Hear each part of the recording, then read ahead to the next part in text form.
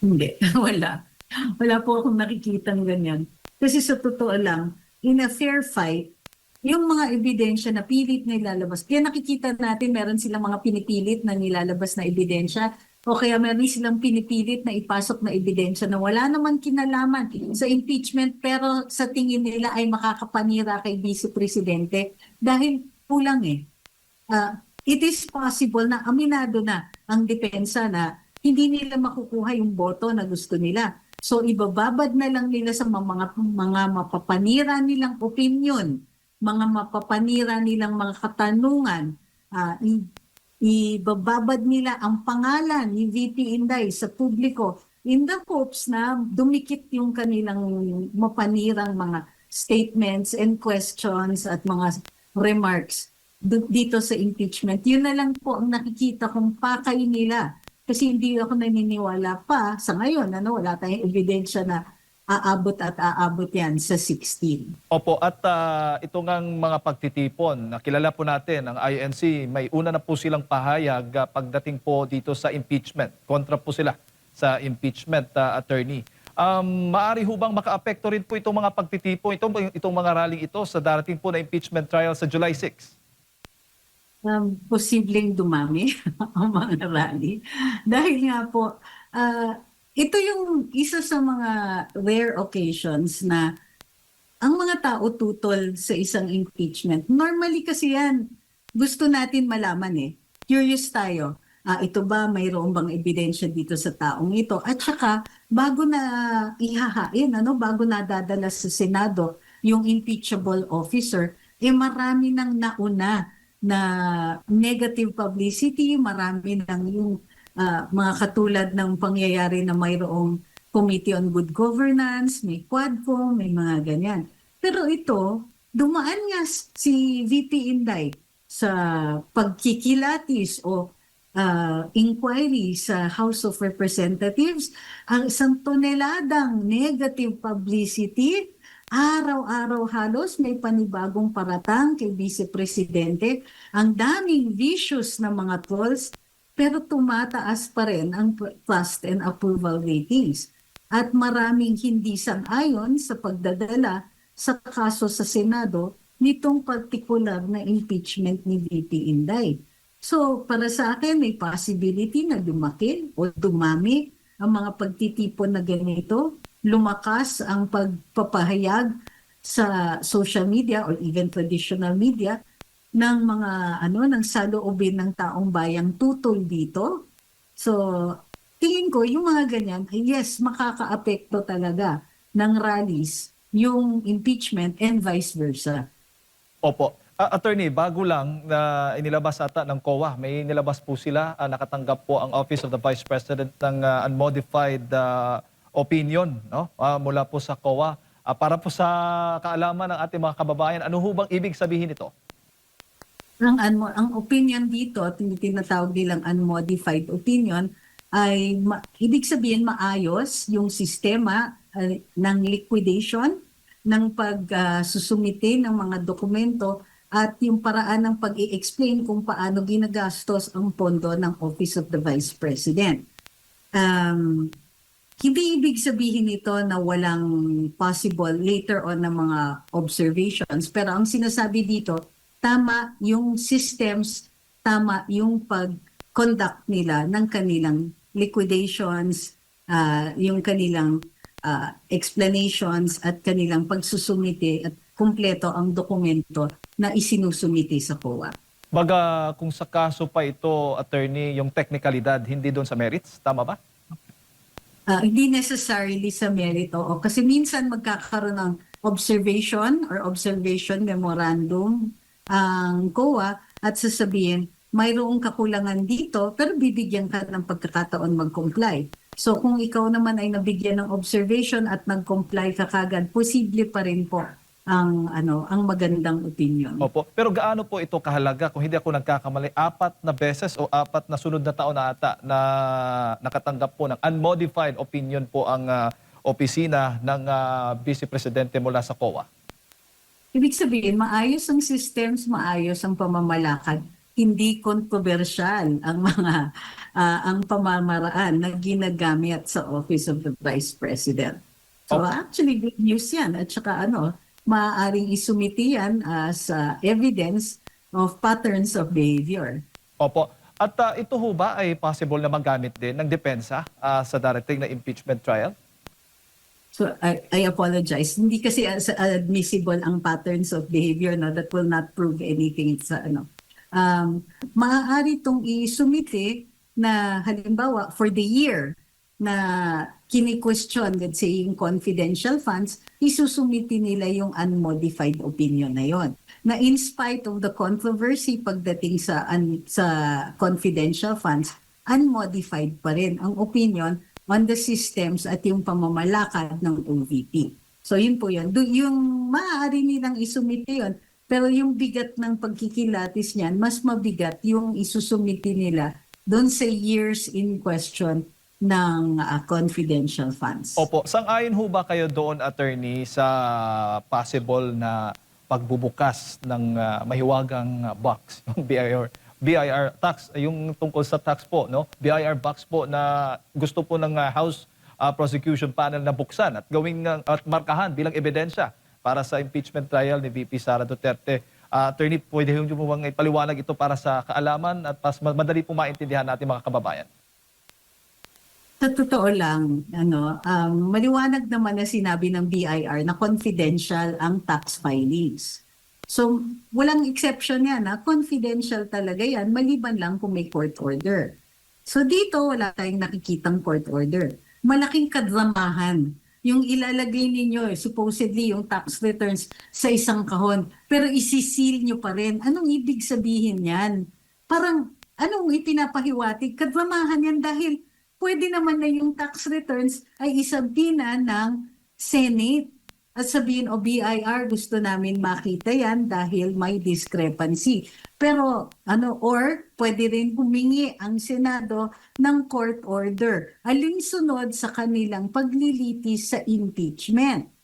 So, bakit mayroong box? Bakit mayroong mga tax returns na inilagay sa box pero selyado at hindi ipinapakita? Ito yung drama. Ito yung para makita ng mga tao, may alam kami, kaya kami ganito, kapursigido sa prosecution, may alam kami. Parang ganon ang nakikita, puro pahiwatig. Pero hindi po kasi ebidensya ang kahon. Hindi po ebidensya yung kadramahan. Ultimately, ang unang dapat i-resolve ng Senado ay kung pwede bang isumiti yan at mayroon bang basihan para hingin ng Senado ang mga dokumentong ito at kunin sa BIR. Kung ako ang Senado kasi, hindi ko pagtitiwalaan yung mga nakakahon na yan dahil dumaan na yan kung saan-saan. Kumuha na lang sila ng official copy na nanggaling sa BIR subject to due process. Ibig sabihin, mag-explain sila, dumaan sila sa hukuman, and undertake any other measures para legit yung pagkuha at tunay yung kukunin nila. Yung pagkakahon na ganyan, it's playing to the audience. It's yung parang para magmukhang tunay, para magmukhang mayroon silang ebidensya, ilagay natin sa kahon. Pero ang totoo niyan, kahit nga ilabas ninyo yung mga tax returns na yan, pag na-explain ni VP Inday yung sources of income that are legitimate na nag-a-appear doon sa kanyang tax returns, baliwala din po ang lahat yan. So they're in it for the drama in the hopes na ang maaalala ng mga tao ay yung drama, imbis na yung dismissal ng tax returns bilang ebidensya. Opo. Pero kung sakali mang payagan during executive session, attorney, kung saan hindi nga maipasa sa publiko, sila-sila lang, yung mga nandoon sa impeachment trial ang makakaalam, makakakita. Allowed ba silang ipaalam yan, i-divulge yan sa publiko? Alam niyo, sa totoo lang, confidential means confidential. Masyado na nating over-interpret yung term na confidential. Pag executive session, may makakakita pa rin na hindi yung taxpayer. So, ibig sabihin, kailangan pumayag yung taxpayer na may makakita niyan. Otherwise, walang makakakita niyan kundi yung BIR officials at yung taxpayer herself. In this case, paano naging private pa rin ba kapag nasa executive session? Of course not. Kasi merong mga nakakakita na hindi naman sila yung nag-file or hindi naman sila ino-authorize ng taxpayer dito. Ano, hindi miyembro ng publiko ang mga senador? Ang swerte naman. Opo, Diba? opo. So, confidential means secret. O di, pag pinakita mo sa ibang tao, hindi na confidential. Yung si Mary Grace Piatos nga, gusto din gawing witness, attorney. Ano bang... Hindi ba? Yun na nga eh. Yun yung problema eh. False information pa rin. Galit na galit ang inang mga legislators natin na kesya fake news, fake news. Pero ang parating paratang mga tao, mga ordinaryong mamamayan na nag-post sa social media, fake news at para daw mayroong pananagutan dapat at baka gumawa pa sila ng batas na bibigatan ng pananagutan ng ordinaryong mamamayan. Kayo kaya, di ba? Yun lang pinag-uusapan ninyo yung tax return at nagpapahiwatig kayo na alam nyo ang nilalaman nito. Aba, nag-violate na po kayo ng confidentiality nito. Ang BIR nga ayaw nilang pinapakita yan. So, kahit yung paglalagay nila dito sa kahon ng tax returns, ibig sabihin, may possibility na may ibang tao na makakakita niyan. Nilalagay nila sa peligro yung confidentiality ng documents na ito. Pigilan nga nila ang publiko. Ano ba akala nila na hindi natin nakikita na ang daming taong involved sa pagpasa-pasa ng mga dokumento na yan? Opo, oo. Kasi ang peligro, attorney, maituturing nating peligro din kung ilalabas ba, ipapakita, ipagbigay alam natin kung sino ba ito talagang si Mary Grace Piatos. Kaya nga, sabi confidential bakit natin sasabihin if ang nakasalalay is yung security ng bansa? Correct. Kaya nga, hindi lang yun. Alam nyo, you cannot make excuses for violating the law. Sila na mismo nagsasabi nun. Hindi pa dapat lahat to be held accountable. Di dapat hino-hold din natin accountable itong mga nagpipilit na i-bend the law pagdating dito sa tax returns. Pati dun sa mga bank documents, umamin sila, di ba? Na hindi necessarily pwede ang House of Representatives na makakuha at kilatisin ang mga bank documents. And still they keep bringing it up.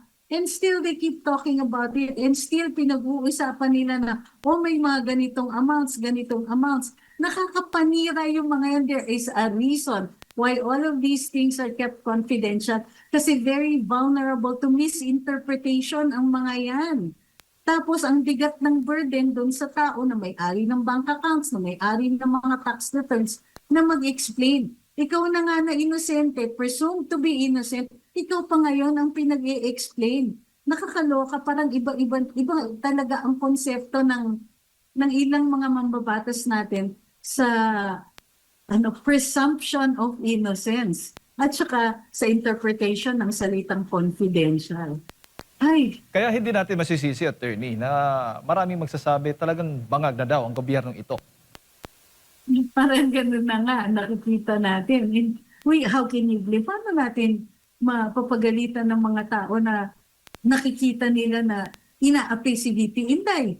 Nakikita natin na pati ang INC inaapi kung ano-ano ang mga pinagsasabi. Samantalang legitimate exercise naman ng kanilang karapatan na magpulong-pulong. Pati dito sa kay VP Inday naman, lahat kinalkal na nila, wala silang tinitira na pribado. Pati asawa ni VP Inday, dinadala para malantad o maisa publiko ang mga gawain. Pribadong tao yung mga gusto nilang ilagay under the microscope. Dapat protektado, pinoprotektahan din natin ang karapatan to privacy. Ang nangyayari dito is, di balin tapakan daw ang ibang mga karapatan, lalo na karapatan ng tao na inaakusahan nila. Masunod lang ang layaw nila. Mahirap yung ganitong klaseng pamamaraan. Opo. Ngayon, attorney, nasa ilalim ng bagong majority ang Senado at matutuloy na nga itong impeachment trial sa July 6 sa kabila nga ng mga panawagan dapat na hindi ituloy. Sa tingin po ninyo, may enough number na po yung majority, yung mga kritiko po ng Vice President na siya po'y ma-convict? Hindi, wala. Wala po akong nakikitang ganyan. Kasi sa totoo lang, in a fair fight, yung mga ebidensya na pilit na ilalabas, kaya nakikita natin meron silang mga pinipilit na nilalabas na ebidensya o kaya meron silang pinipilit na ipasok na ebidensya na wala naman kinalaman sa impeachment pero sa tingin nila ay makakapanira kay Vice Presidente dahil kulang eh. It is possible na aminado na ang depensa na hindi nila makukuha yung boto na gusto nila. So ibababad na lang nila sa mga mapapanira nilang opinion, mga mapapanira nilang mga katanungan, ibababad nila ang pangalan ni VP Inday sa publiko in the hopes na dumikit yung kanilang mapanirang mga statements and questions at mga remarks dito sa impeachment. Yun na lang po ang nakikita kong pakay nila. Kasi hindi ako naniniwala pa sa ngayon, wala tayong ebidensya na aabot at aabot yan sa 16. Opo, pero ang pattern na ginamit laban kay Senator Marcoleta ngayon, kung tutuluyan po ito, possible na magamit din sa iba pang mga senador na alam po natin may kinakaharap din po mga reklamo at kaso. Kasi mabigat kasi ang plunder na unavailable. So hindi ako magugulat kung bakit may mga senador na matatakot talaga. Nakakasuhan sila ng plunder. Of course, ibang klase si Senator Marcoleta eh. Kung makita ninyo yung demeanor niya, parang wala talagang takot. Pero meron talagang mag-aalala na posibleng kaya nilang ipadismiss yung kaso, pero habang nililitis ay nandun sila sa kulungan. So nakikita natin na, nakakaapekto talaga ng opinion ang mga ganitong klaseng mga kaso. Opo, at hindi naman ho ito matatawag na smokescreen, attorney, yung rally para po doon sa, kaya nga, itong pagpapawalang, pigilan yung paghahain ng kaso at itong impeachment at iba pa. Parang tingin ko hindi naman po yata. Kasi alam nyo, kung smokescreen lang, ang daming PR ways eh. Ang daming ways through social media, through traditional media na magagawa ng mga distracting issues, maaaring magawa ng mas masinsinan na usapan and all that. Tingin ko paraan din po ito para ma-express yung galit eh. Kasi kung hindi nila gagawin ito, hindi natin nakaka-affect kaya ng mental health nito. At saka physical health. So, bahagi ito po kasi ng tinatawag natin na safety valves ng lipunan. Ang pagsasalita at pagpapahayag ay paraan hindi lang para ma-address yung mga pagkakamali ng gobyerno, ngunit para mailabas ang saloobin at hindi tuloy-tuloy yung masamang pakiramdam, yung matinding galit laban doon sa isang sa gobyerno. Safety valve ito, pressure valve ito, nakaka-diminish ng pressure yung mga ganitong mga exercises in free speech at sa pagtitipon. Posibleng bumaba yung pressure cooker situation na nakikita natin na kapag napuno ay sasabog na lang. Di natin alam o makokontrol ang mga events after that. Pero wala po kayo nakikita, parang nililihis lang po yung issue ng flood control scandal dito sa possible o sa pagpapatuloy po ng impeachment trial. Nakikita natin na paglilihis talaga siya. In fact, ilang linggo nang hindi pinag-uusapan, hindi nga nakakapag-meeting. Meron na nakapag-elect na sila ng panibagong chairman ng chairman ng Blue Ribbon Committee, pero walang tinatawag na pagdidinig. Wala masyadong diskusyon na naririnig dyan. Ang naririnig natin ay doon sa panig ng ombudsman. O ito, may panibagong state witness. O itong mga to, mukhang wala pang kaso, matatagalan po bago magkaroon ng kaso. Yan ang naririnig natin. Pero doon sa legislature, lalo na dito sa Senado, tumataginting ang katahimikan. Opo, huli na lang, attorney, may naririnig ho ba kayo, nagsasalita rin ho ba yung ibang mga simbahan tulad ng simbahang Katoliko, yung ibang civic society group, ano bang katayuan nila pagdating po dito sa mga issue na ito? Well, ang nakita natin ay yung unang rally na di umano'y nasa pinauunlakan ng or led by the Catholic Church, no? Mga obispo ay nanawagan ng rally. Pero mukhang fail yung kanilang pagtitipon dahil nga gusto nila sila lang.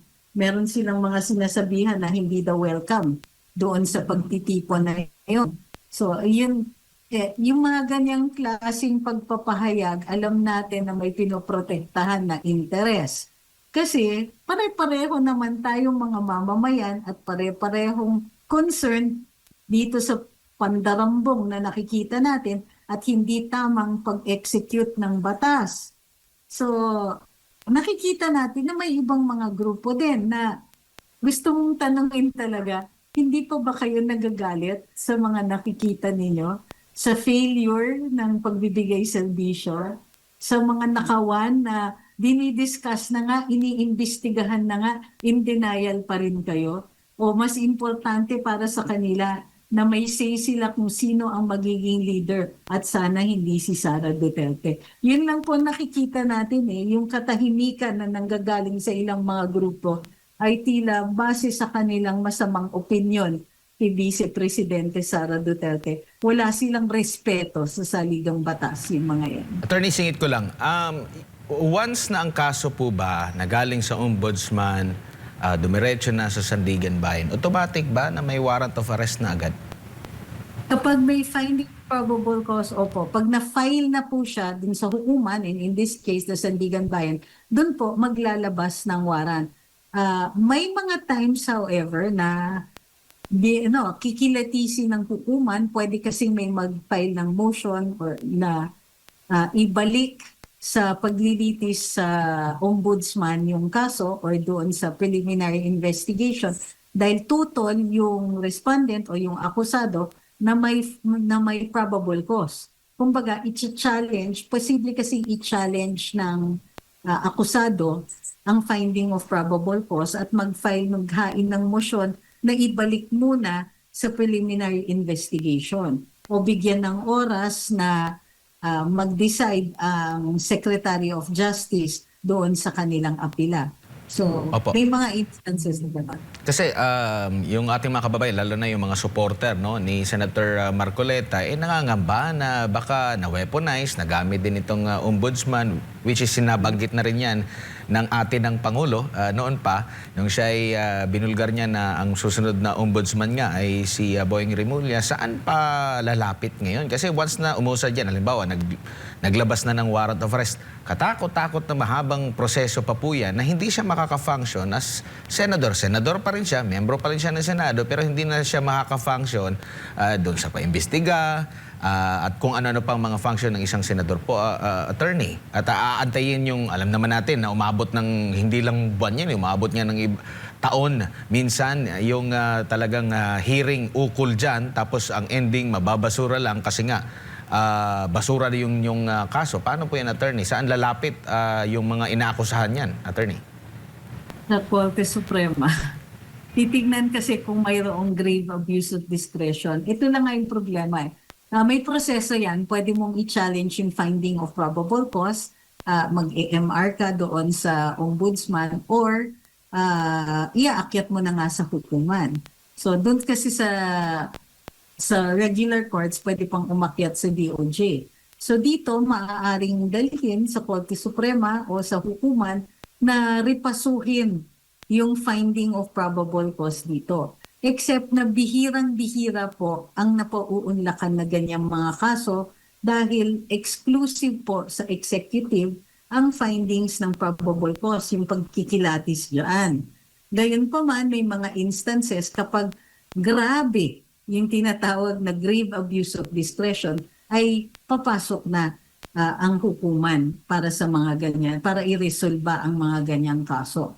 So, yun ang malalapitan, ang mga hukuman. Ultimately, dun din naman po talaga tayo dadaing pagka may mga issues within the cases themselves. O kaya, mayroon tayong pinoprotektahan na karapatan. Opo. At sabi naman po ni Senator Marcoleta, naniniwala po siyang mababasura po itong kaso laban po sa kanya, attorney.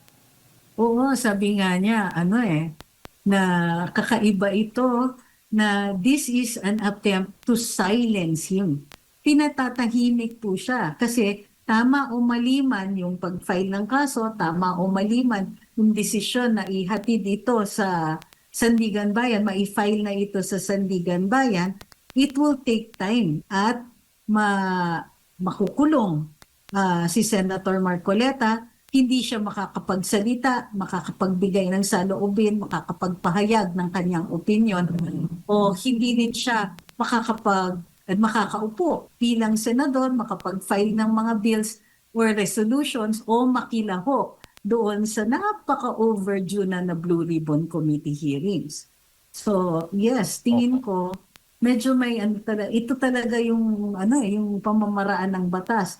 Dapat kung mayroong magbabago ng ganitong sistema, nandun yan sa legislature. Pero kung nakikinabang sila, baka matagal-tagal tayo maghihintay. Opo.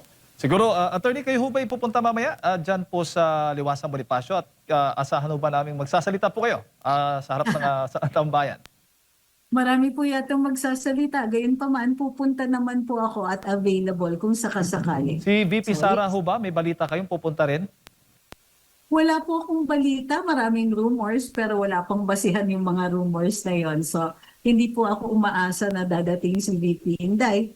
Pero dun sa mga speakers na nandun, yung magpapakita lang si Senator Marcoleta, laking bagay na po nun. Opo. Dahil buong tapang siyang dumadating at nagsasalita. Opo. Siguro, attorney, yung huling mensahe po ninyo para sa lahat ng ating mga kababayan nanonood po at nakikinig sa inyo sa mga oras na ito. Ito lang po, karapatan natin sa ating saligang batas, magsalita, magpahayag, magpulong-pulong to petition for redress of grievances. Maghatid ng ating hinanaing via ganitong mga rallies sa mga venues na nakalahad sa ating batas. Ang pagpipigil o pagdi-discourage ng exercise ng ating karapatan na protektado naman ng saligang batas ay isang nakakabahalang issue na maaari nating i-address politically. Ano yung political addressing na yun? Eleksyon, mga ganitong klaseng rallies, at of course, sa proposal din natin na magkaroon ng mga legislation na magtatama ng mga excesses o sumusobra, pag sumusobra ang gobyerno sa kanilang kanaisan na magprotekta ng mga opisyalis na nakaupo. Ang hinanaing na dinadala dito sa rally ay yung kagustuhan na marami namang nakikiisa. Kagustuhan na makita ang patas na pag-apply ng sistema ng ating katarungan dito sa Pilipinas. Walang hinihingi ang mga tao dito ng special privileges. Walang hinihingi na labis sa ginagarantiya ng saligang batas at ng mga batas. Ang hinihiling lang dito ay maayos na pamamalakad, katarungan, hustisya, at huwag sana na magpendalo. Nakikiisa kami sa mga nagpupulong dito, nakikiisa kami sa INC at sa cause ni Senator Dante Marcoleta. Thank you, attorney, at magandang hapon po sa inyo. Magandang hapon, salamat. Ayun po mga kababayan, si Attorney Trixie Cruz Angeles, former press secretary ang ating nakasama na pakinggan po ngayong hapon na ito.